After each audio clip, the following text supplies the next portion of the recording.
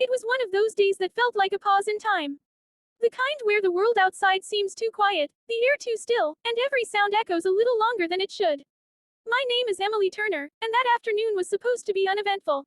I had just finished cleaning the kitchen and was about to curl up with a book when the first drop of rain tapped softly against the window pane. Outside, the gray sky looked heavy, like it was trying to keep a secret it couldn't hold anymore.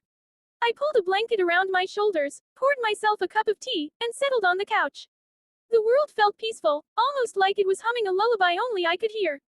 But then came the knock. It wasn't loud, just 3 slow, deliberate taps on the front door. I remember frowning, glancing at the clock. It was nearly 6 p.m. I wasn't expecting anyone. For a brief second, I considered ignoring it, thinking it might be a delivery gone to the wrong house. But something about the sound felt intentional. I set my book down and walked toward the door. My heart beat a little faster, not out of fear, but curiosity. When I opened it, rain rushed in with the cold air, and there he was, Mr. Henson, my neighbor from across the street. He was an older man, maybe in his late 70s, always wearing a hat and walking his little dog every morning. Everyone in the neighborhood knew him, but no one really knew him. He rarely spoke beyond a polite wave or nod. But that day, he looked different, drenched, holding a small, withered box in his hands, his expression uncertain. Emily, he said softly, his voice trembling a little. I'm sorry to bother you, but may I come in for a moment?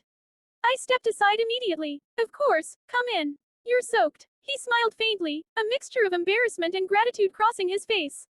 I handed him a towel and led him to the living room.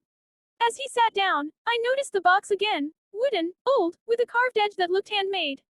It seemed precious, something worth braving the rain for. Would you like some tea? I asked, already heading to the kitchen. Yes, please, if it's no trouble, he replied. As I filled the kettle, I couldn't help but glance at him from the doorway. He was staring at the box like it held something more than just objects, like it carried memories he wasn't sure he wanted to revisit. When I brought the tea over, he looked up at me and smiled softly. You're very kind, Emily. I didn't mean to interrupt your evening. It's no problem at all, I said. Is everything okay? He hesitated, then nodded. I think, I just needed to talk to someone. I sat down across from him, letting the rain fill the silence between us. He finally opened the box, and inside were old photographs, some black and white, others faded with time. In one, a young couple stood beside a white picket fence, smiling with the kind of joy that comes before life complicates things. Another showed a little boy with a dog, his eyes bright and full of wonder. That's my wife, he said quietly, pointing to the woman in the first photo. Her name was Lillian. We bought this house across the street 52 years ago. I smiled. You two look happy. He nodded, his fingers trembling slightly as he traced the edges of the photo. We were. She passed 10 years ago this week. I didn't think anyone would remember, but today, I couldn't stay in that house. It felt too empty. My heart tightened. I'm so sorry, Mr. Henson. He gave a small nod of gratitude. Thank you, but there's something else. I found this box last night while cleaning the attic. It belonged to her, and inside was a letter, addressed to you. I blinked, confused. To me, he handed me a small, folded envelope with my name on it, in delicate, looping handwriting. My name, Emily Turner, but I had never met Lillian Henson. I thought it might be a mistake, he said, but I didn't want to keep it from you. My fingers shook as I opened the envelope. Inside was a short handwritten letter. Greater than Dear Emily, if you were reading this, then time has done its part. I don't know when you'll find this or how, but please know that kindness finds its way home. The roses in your garden came from mine. Take care of them, and remember, love never leaves, it just changes form. With warmth, Lillian Henson. I read it twice, 3 times, before looking up. I don't understand. Mr. Henson smiled faintly. Lillian loved roses. When your house was built 20 years ago, she gave the new owners some rose cuttings from her garden. She wanted them to be passed down to whoever would live here next. I suppose, that's you. I glanced toward my window. The roses outside had always bloomed beautifully, deep red and fragrant, even in late autumn. I'd never thought about where they came from. I think she wanted you to have a part of her, he said softly. She always believed flowers carried memories. We talked for hours that night, about his wife, the town when it was younger, the people who came and went.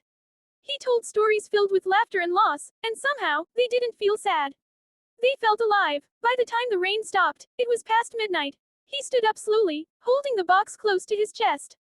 Thank you, Emily. You've given an old man a good evening. I walked him to the door, feeling strangely emotional. You're welcome anytime, I said, meaning every word. He smiled, and for the first time since I'd known him, his eyes looked lighter. Good night, Emily. When I woke up the next morning, the world felt different. The air was clear, the sun soft, the roses glistening with dew. But as I looked across the street, I saw an ambulance in front of Mr. Henson's house. My heart dropped. I ran outside, barefoot, the gravel biting my feet. One of the paramedics stopped me gently. Are you family? No, I said, my voice trembling. I'm his neighbor. He nodded kindly. I'm sorry. He passed peacefully in his sleep.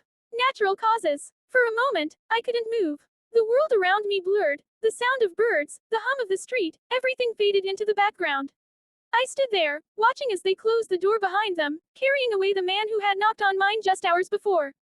That night, I sat by the window with the letter in my hand and the roses outside glowing in the moonlight. It felt as though Lillian and Mr. Henson were both there, watching quietly, their love living on in every petal, every whisper of the wind. Days turned into weeks. I kept the box he'd brought me. It now sat on my bookshelf beside the photograph of the young couple by the fence. I'd visit their graves sometimes, bringing fresh roses from my garden. People in town began to notice the blooms too, how they never seemed to fade, how they carried the faintest scent of something familiar. One afternoon, as I was trimming the bushes, a little girl from next door stopped by. Your flowers are so pretty, she said shyly. I smiled, kneeling down to her level. Do you want to take one home? Her face lit up. Really? Of course, I said, handing her a small rosé. Just promise me one thing. When it grows, share it with someone else. She nodded seriously. I will. And just like that, I realized what Lillian had meant all along. Kindness, like love, was something meant to be shared, passed down, blooming again and again in unexpected places. Years later, when people asked me why my garden was always full of life, I'd just smile and tell them, it started with a knock. And every spring, when the first rose bloomed, I'd whisper, thank you, Lillian. Thank you, Mr. Henson. Because sometimes the people who change our lives forever aren't the ones we've known the longest, they're the ones who simply show up when we least expect it.